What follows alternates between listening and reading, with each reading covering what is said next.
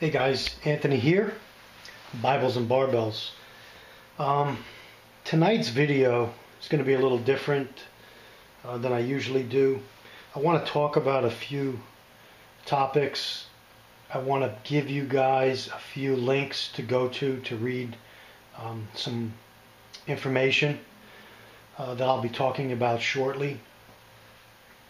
But before we get into the topics that we're going to talk about, or the scenarios we're going to talk about, in light of what's going on in our country, recently with the George Zimmerman, Trayvon Martin case, what's going on now, recently with the 3 black youths, shooting of the white Christopher Lane, I believe his name was, who was visiting here. There's a lot going on. One that the media is covering and that the media is covering up. The media glosses over things that it does not want us to see. The media has an agenda. Most of the politicians have an agenda, and that agenda seems to be dividing the United States along racial lines rather than uniting the United States, like the name says, the United States of America. We should be a united people of America as well. But unfortunately lately, we are not. So what does that mean? How does that affect how you prep? Well, you still need to prep the basics. And basically, what's on this table in front of you is some of the basics. Some of the basics are shelter, which is, for most of us, our home. Whether it's a house, an apartment, a condo, a mobile home, a trailer, etc. So, shelter, important. Probably the most important. Exposed to the elements, and we will die very quickly. We all know the rules of threes. You've heard it before all over YouTube. What you see here on this table, if you look down close on the right hand side, I don't want to move the camera too much, but down there, right where my finger's pointing, is water. And right here is food. So with shelter, you need water, you need food, you need storageable food, not food that's going to need refrigerated, because if the power goes down, you're screwed for any length of time. Once all the ice melts, you're done. Your food in your refrigerator will spoil. So you need to be able to have things as simple as rice, which is here. There's lentils, a form of beans, lentil beans, legumes, beans. You need to have those items stored in quantities like this so you could get them for the day, and you need larger quantities stored depending on who and how many are in your family. Whether it's young children, adults, you have to figure that out. Plenty of books, plenty of information on YouTube to go to look that up. Shelter, food, water, and then basic things like being able to make fire. Being able to defend oneself seems to be a major prep today that many people lack. Many people are not prepared. However, in light of the last 4 to 5 years, many people have woken up and are getting prepared on this end. But with all that are getting prepared on this end, these people here that are supposed to follow that document right there are going against it. They are trashing it. They are ripping it, tearing it, burning it, or ignoring it to pass their agenda, to further their agenda, which is total control of the population.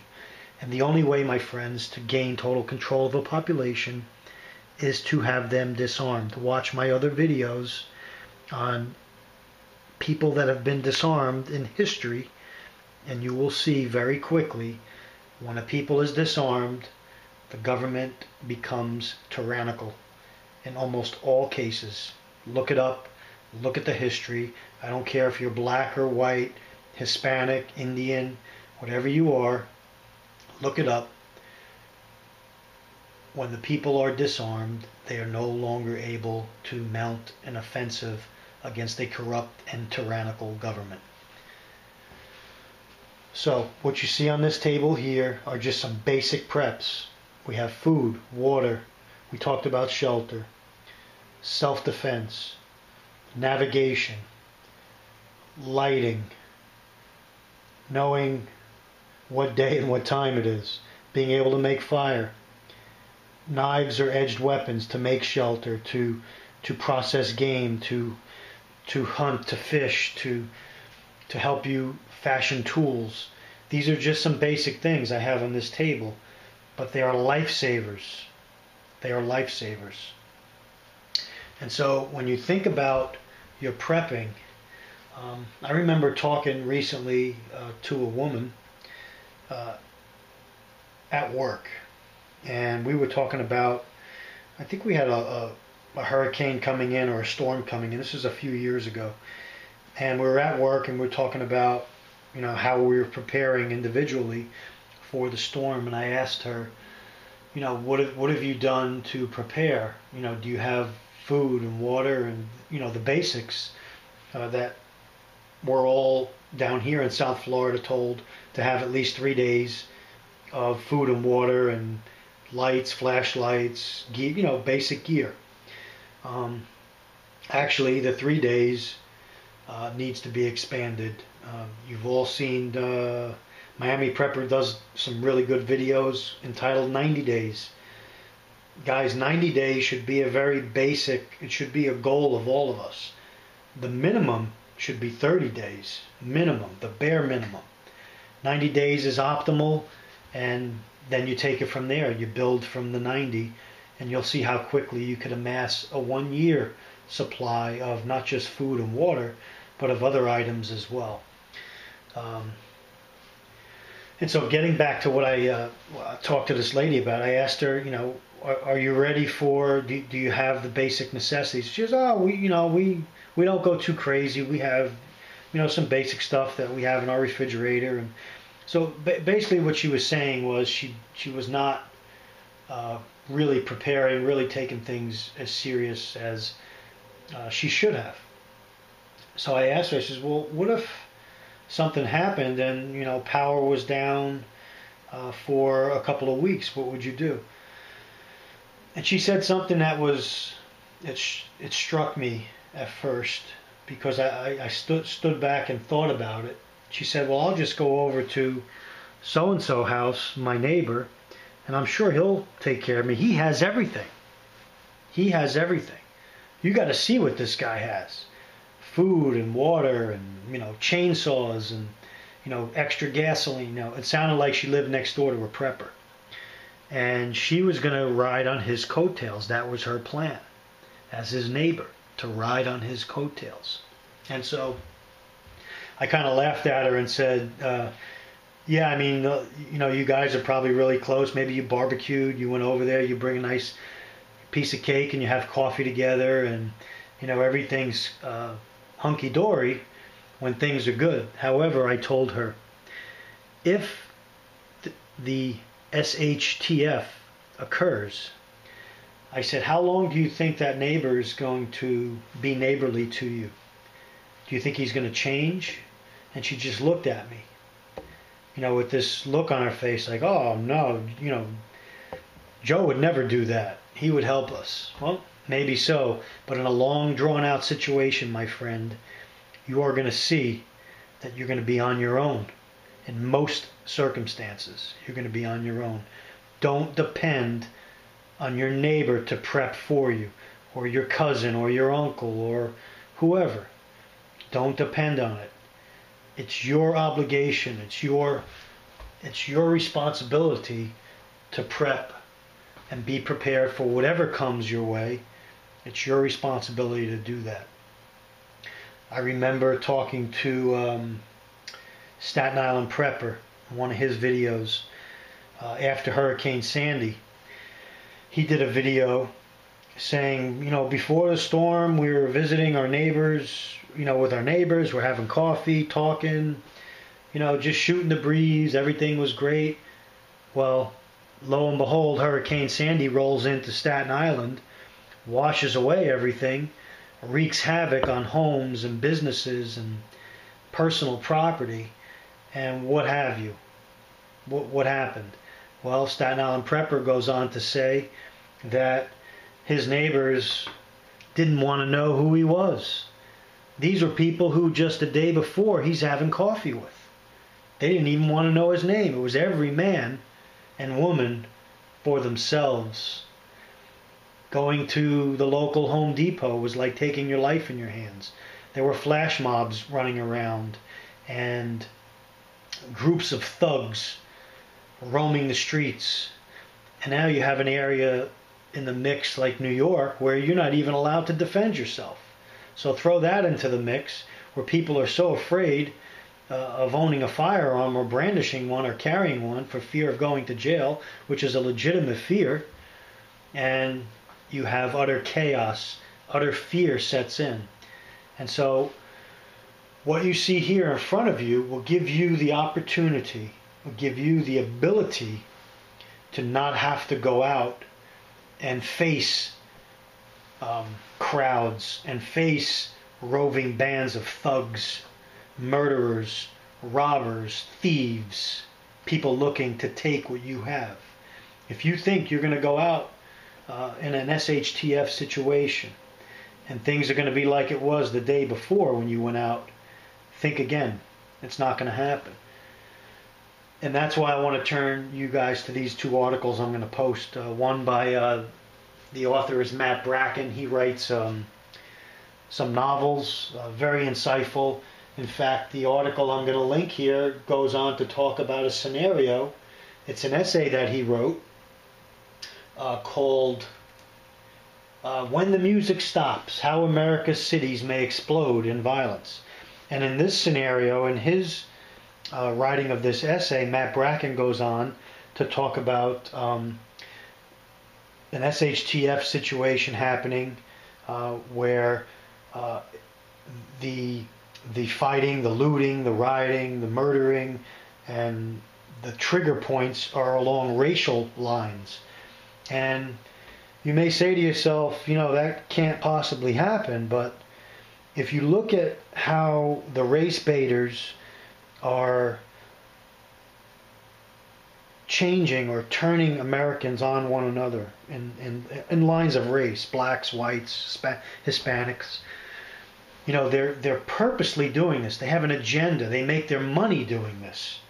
And so you have to be cognizant of it, and you have to be aware of it because it's happening.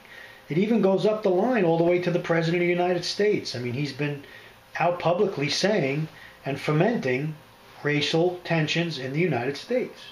Just look at some of his speeches in the past. There's nothing I'm making up. Just go back and dig through the speeches and listen to them. And so you have the race baiters, you have government officials, you have the media covering and skewing reports biased on one side. When something happens on the other side, they cannot be found. They're nowhere to be found. This unbiased media that we supposedly have, this fair and balanced media, these journalists that have studied in the best of schools around the nation, around the world, the Harvards, the Princetons, they have degrees and master's degrees, and they write theses and essays, and they're so knowledgeable, but yet they know nothing. They're spreading hatred. They have an agenda. They're either on the payroll. Don't know what their end game is, because I can't see how this bias in this country, this one-sided media in this country, this media that leans socialist, is going to come out looking pretty when an SHTF situation happens, when and if an SHTF situation happens. But throw our economy into the mix, our dollar declining, our 17 trillion plus dollars in debt, unfunded liabilities, people out of work, people that have stopped looking for jobs, and you have these economists painting a rosy picture saying, oh, we're getting better and things are getting better, and the jobless rate went up a couple points last week, and some companies are hiring. Yeah, that's true. There's some companies hiring. There's some areas of the country that are making a comeback. The housing market in some places is coming back. But that's all superficial. A lot of the damage is already done. The government is printing money at breakneck speed. We are propping ourselves up. If that bubble bursts, if something happens, it can happen very, very quickly. It could happen overnight. You could go to bed one night and in the next morning wake up in a different world. A world possibly without that. The Constitution may be suspended. You got the government arming police all around the country, militarizing the police. You don't believe me? Look at video footage of the Boston massacre of a few months back, where terrorists killed people, blew arms, legs, feet off of people, and the police went door to door, breaking down, in many cases, people's doors. Curfews were set. People were told to stay at home, stay in their houses, cower for two little scrawny terrorists running around their neighborhood. What I would have done if I was the police chief out there, I would have said, everybody sit on your front porch with your shotgun. If you see these guys pass or hiding in your bushes, shoot first, ask questions later, and then call us. That's America. That's America. We don't sit and cower and wait for the police to beat down our door looking for some terrorist hiding in our house. We're patriots. We fight back. We stand tall. And two terrorists shouldn't shut down a whole city. So, what do we need to do? Well, you need to prepare, my friends. You need to prepare. If you're not doing so and you don't have the basics to get by, you still have time. There's still time to go to your local supermarket, your local Costco or Sam's Club, and pick up the basic necessities: rice, beans, sugar, salt, honey, clothing, depending on the part of the country you live. Here in South Florida, it's a whole different ball game than up north. We're not going to get very, very frigid temperatures. In fact, we're in a major heat wave right now where it's just so muggy and hot. It's unbelievable. You can barely walk outside and do anything for any length of time without dehydrating. So you need to take the part of the country where you live, your area, and you need to gear up for that. You need to be able to stay warm or keep cool or have water, have access to water, and have your stored food. Because if something does happen, you do not want to be out on the streets.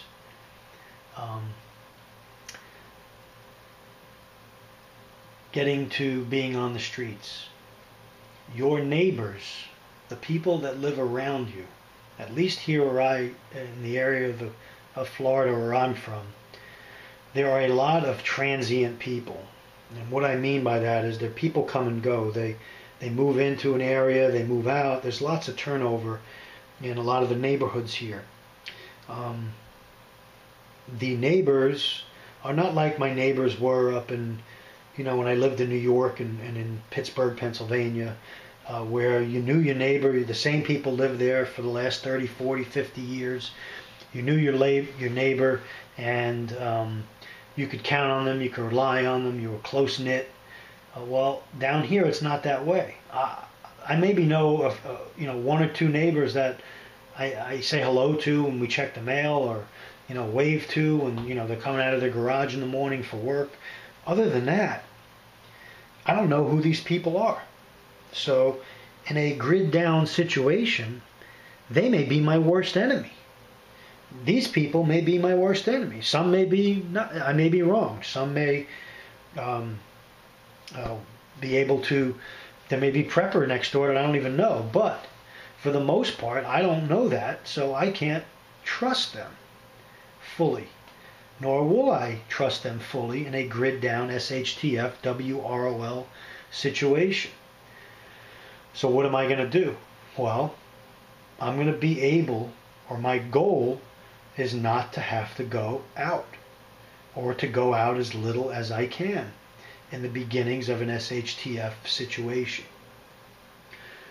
In order to do that, I need to have the basics stored in my house. I need to know that I have food and water and supplies to last my family a length of time that I deem important before I have to venture out. And if I do have to venture out, it will be in off hours. It will be to show my face, maybe to, if you saw some of my videos on the gray man, you'll understand that when you do have to go out in certain situations, you want to be able to blend in and just look like any other person. Okay? So think about that too in that type of situation. But getting back to the links that I want you guys to watch, or excuse me, I want you guys to read. Bracken link I'll put in when the music stops. How America's cities may explode in violence, and this goes along racial lines. It's a very well written essay, very interesting, very scary, and it mentions, it talks about past riots. You had the the two I can remember vividly is Rodney King riots in 1992, and what happened at the intersection of what was it, Normandy and whatever it was. He talks about it in the article, where people were being pulled out of their cars at random and beat on. Well, multiply that by 1,000 today with Twitter and Facebook, and how fast mobs can orient themselves and direct their forces with social media today. They'll be way ahead of what the police can do, and even what the military can do to respond to it. So you're going to be left in your community, and you may be left on your own to defend yourself if you are in these areas or these pockets where these riots begin to break out and then spread out to the rural areas wherever people live.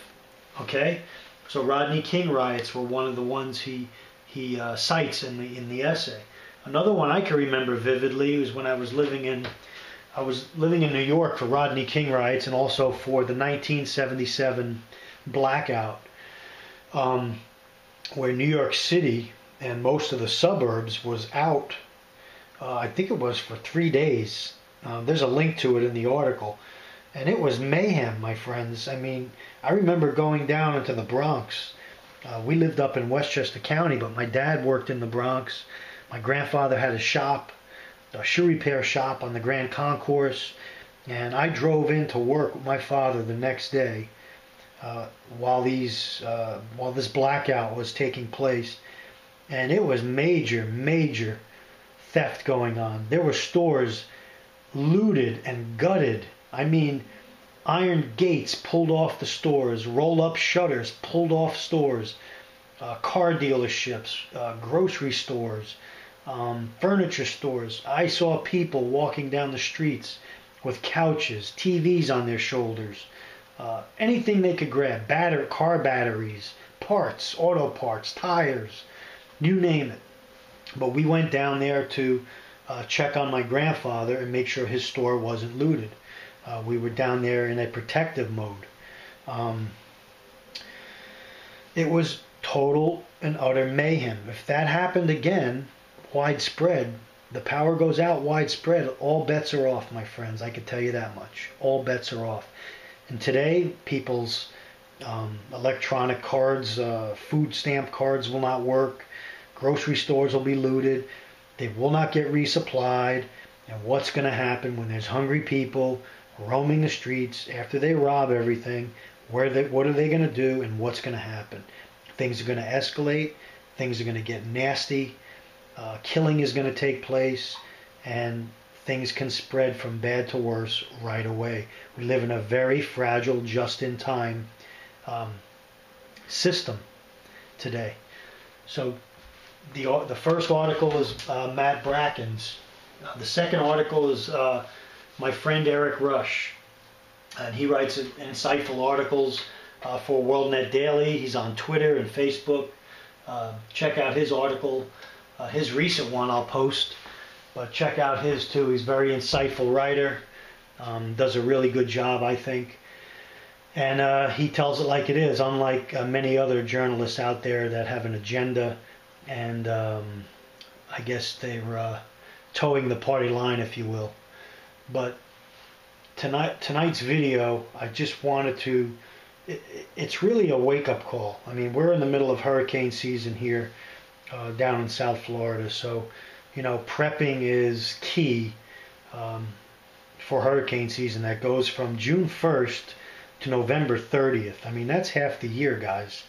And so, you know, we could spend 6 months prepping for hurricane season from, you know, December 1st all the way through July 31st, or excuse me, May 31st, just to get ready for the 6 months or so hurricane season, to be ready with food and water and batteries and flashlights and tarps and emergency gear and first aid, and you know, the list goes on and on. And still, living down here in the hurricane zone, whenever there's a storm, you go to the store and people are scrounging around for milk and bread and eggs and all this other stuff. They're running around like the world's coming to an end and nothing has even happened. So imagine if something happened and these people were not prepared, what's going to happen. So that's what I wanted to do. Tonight's video is more of a wake-up call. I don't even know what I'm going to title it yet, but it may be titled The Wake Up Call, Prepping Emergency. But I hope it helps you. I hope it spurs you on to continue to do what you're doing. If you're prepping, if you haven't been, you know, to really think about, sit down and make a plan. Sit down with your spouse or significant other, your family members, make a plan, draw something up. What are we lacking? What do we have? What good things? Make a list. What good things we have.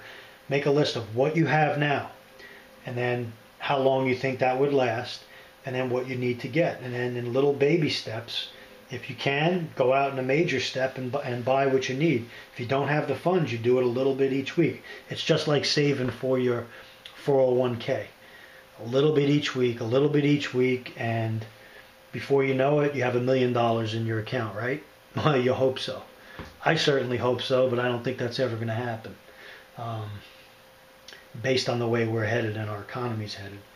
But that's a whole nother video. So guys, before I close, I want to just encourage you to focus, keep doing what you're doing. Stay focused, stay ready, as I say in all my videos.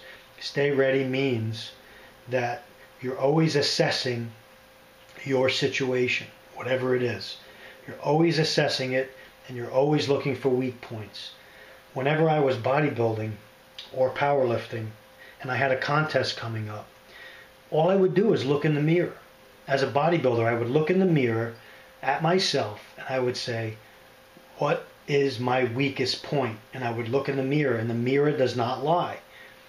And looking in the mirror would tell me, and I would hit my weak points first in a workout and bring those up to par. And that's why I always did good in a contest, because my physique was balanced, because I acknowledged what my weak points were. And that was my strong point, being able to acknowledge my weak points. You get what I'm trying to say. Acknowledge what your weak points are, look at what your weak points are, and make them a strong point. Okay, that's one thing I want to stress in tonight's video. Thank you for joining me. Thank you for the many, many new subscribers that have come to my channel. I hope that the mind, body, and spirit mix of my channel encourages you in not just one part of your life, but in the total man, if you will. And I hope it encourages you. And I just thank you, and don't want to be long-winded tonight. I know this was a long video, but I think it was necessary.